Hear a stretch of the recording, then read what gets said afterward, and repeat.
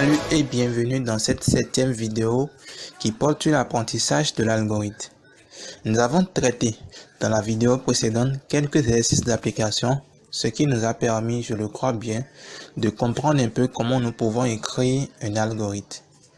Dans cette vidéo, nous allons toujours poursuivre l'apprentissage et nous parlerons beaucoup plus de la structure conditionnelle.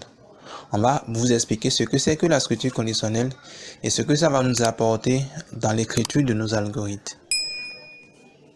Alors les amis, une structure conditionnelle est encore appelée une structure alternative ou décisionnelle.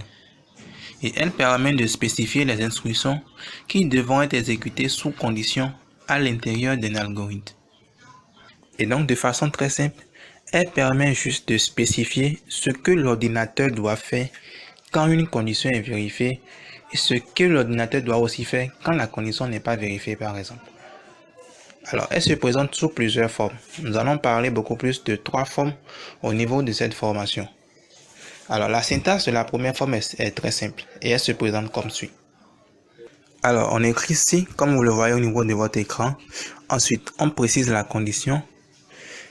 Ensuite, on marque alors. Et on précise maintenant ensuite les instructions que l'ordinateur doit exécuter quand la condition est vérifiée. Et pour marquer la fin de notre structure, nous allons écrire fin si. Alors, nous allons prendre un cas précis. Supposons qu'on nous demande d'écrire un algorithme qui va nous permettre d'afficher si un nombre est positif. C'est tout ce qu'on nous demande. Et donc, on doit récupérer un nombre chez la personne. Et si le nombre est positif, on doit lui afficher un message qui lui prouve ceci.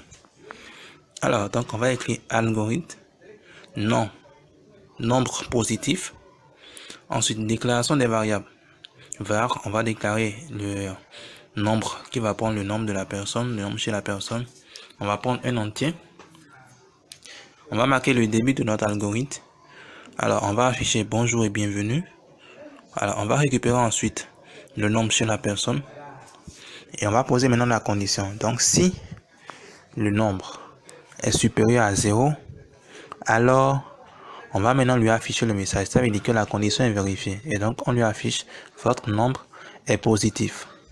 On va marquer la fin de la structure conditionnelle, donc fin si. On va afficher notre message de fin, donc merci et à très bientôt. Et on va marquer la fin de notre algorithme. Chers amis, vous venez tout juste d'écrire un algorithme qui a spécifié une condition sur une information que vous avez récupérée chez l'utilisateur. Et en tenant compte de la vérification de la condition, vous lui avez exactement affiché le message qu'il faut. Alors, nous allons passer à la deuxième forme qu'on peut retrouver au niveau de la structure conditionnelle. Alors, cette forme elle est très simple. Vous avez vu actuellement, on a pu afficher à la personne si le nombre est positif. Mais on n'a pas eu la possibilité de lui afficher par exemple si le nombre également est négatif. Vous voyez un peu. Et donc, la deuxième forme nous permet de préciser à l'ordinateur ce qu'il doit faire quand la condition est vérifiée et ce qu'il doit faire également quand la condition n'est pas vérifiée. Et la syntaxe est claire, c'est toujours la même chose comme la première forme, à la seule différence que quand vous écrivez si, la condition, alors, les instructions à vérifier quand la condition est vérifiée, vous marquez maintenant sinon. Et après le sinon, vous précisez maintenant les instructions que l'ordinateur doit exécuter quand la condition n'est plus vérifiée. Et vous marquez maintenant votre fin si. Alors, je prends rapidement un exemple. Vous avez récupéré l'âge d'une personne et on vous demande d'afficher vous êtes majeur si l'âge de la personne est, si la personne est majeure du moins, et vous êtes mineur si cette personne est mineure. Alors, ensemble, on va rapidement écrire encore cet algorithme. Ça nous donne algorithme majeur mineur. Déclaration des variables. On va déclarer âge qui est entier. On va marquer le début de notre algorithme. Donc, bonjour et bienvenue. On va récupérer l'âge chez la personne. Ensuite, si l'âge de la personne est inférieur à 18, alors nous allons lui afficher vous êtes mineur parce que son âge est bel et bien inférieur à 18. On va continuer. Sinon, ça veut dire que l'âge de la personne n'est pas inférieur à 18, mais plutôt l'âge de la personne est forcément supérieur ou égal à 18. Donc, dans notre sinon, on va maintenant dire vous êtes majeur. On va ensuite préciser maintenant la fin de notre structure, donc fin si. On va afficher notre dernier message qui est merci et à très bientôt.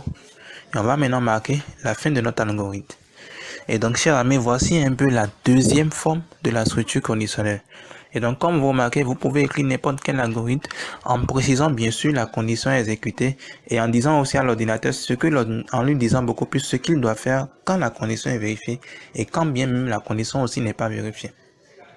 Alors, la troisième forme, c'est beaucoup plus l'imbrication de si. C'est juste pour vous dire qu'on peut mettre un si dans un autre si. Et ce qu'on va faire rapidement, chers amis, nous allons beaucoup plus parler, donner la précision sur cette troisième forme et aussi vous expliquer comment vous pouvez écrire une condition tenir compte de l'expression booléenne dans la prochaine vidéo. Ne manquez surtout pas ça. À très bientôt.